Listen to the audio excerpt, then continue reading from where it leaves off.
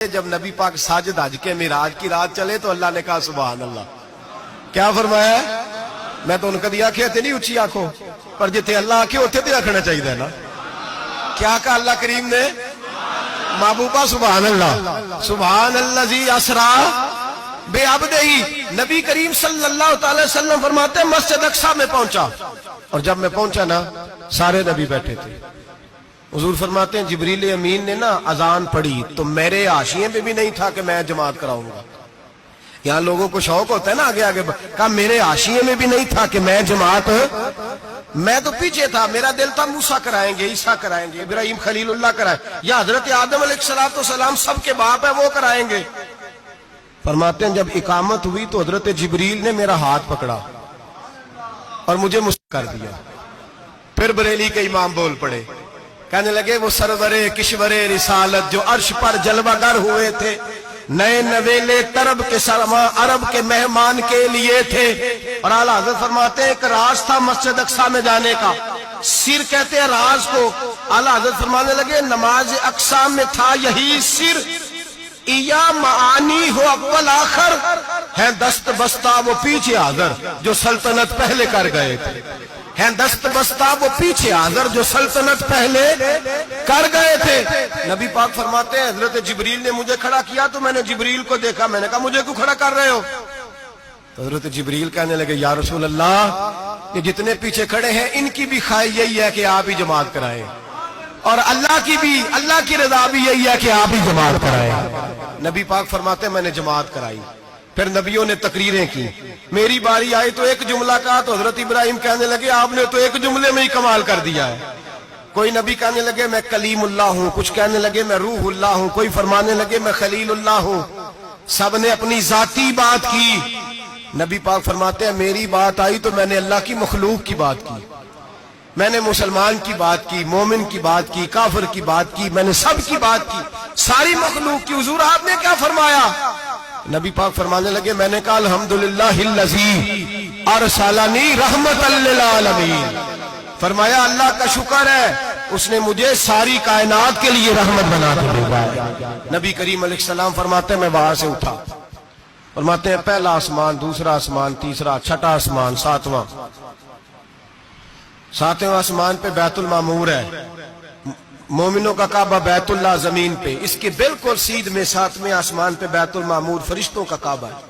میں وہاں گیا تو فرشتے کہنے لگے مولا اپنے حبیب سے کہہ 2 رکعتیں ہمیں بھی پڑھا دے. 2 رکعتیں. نبی پاک فرماتے ہیں 2 رکعتیں میں حتیم میں کعبے میں پڑھ کے گیا, پھر 2 رکعتیں مسجد اقصی میں پڑھی, پھر 2 رکعتیں میں نے بولیے 2 رکعتیں بیت المعمور میں کس کو پڑھائی؟ فرشتے کون ہیں بولے؟ تو جو نوریوں کے بھی امام ہیں. مولوی صاحب بڑے پریشان ہو جائیں, کہنے نور نہ آکھو. میں کہا نیریا تینوں کی تکلیف ہوتی ہے, تیرے اندر بڑی اندھیرا ہے, کیا تکلیف ہوتی ہے تجھے نور حضور کو کہنے میں؟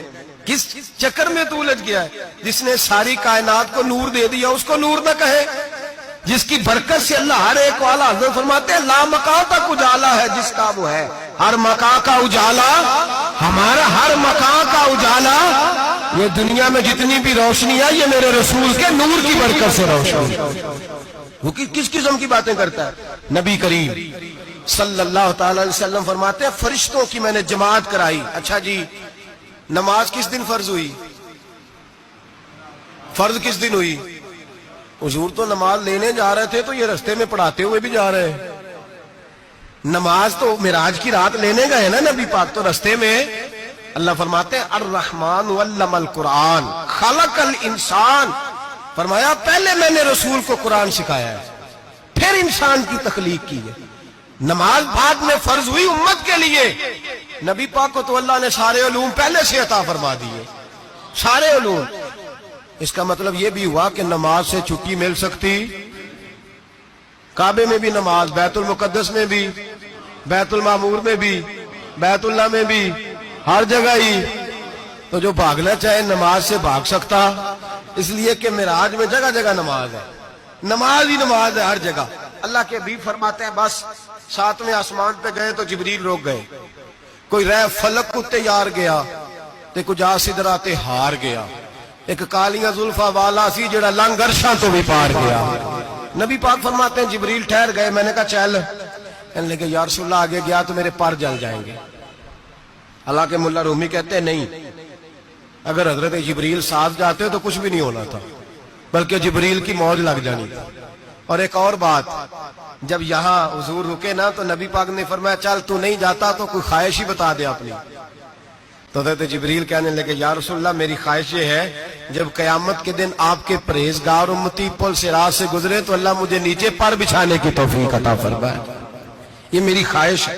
نبی رحمت صلی اللہ علیہ وسلم فرماتے ہیں میں وہاں سے آگے بڑھا جاؤں. حضرت جبریل بھی رہ گئے. میں پھر وہاں سے پھر رب کریم کے حریم خاص میں.